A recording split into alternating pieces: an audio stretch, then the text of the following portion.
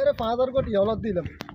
এটা এমন সিটার বাঘ পাড়ার বাপটা নোয়াখালীর মানুষ। এরা যদি আমি পাই তুমি আমার এখন লইতে করে হালার গো হালা। আর তো আইতি আছে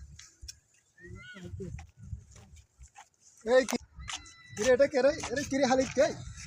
ওরা তো আমি 5,000 টাকা দিই 5 বছর হয়েছে। হালার গো হালা কি আছে এটা? ভাই ভাই দিম কখন দিবি? দিম ভাই ছাড় ছাড় আইছি আইছি তো দেশ তো না আইছি কখন টাকা দিবি?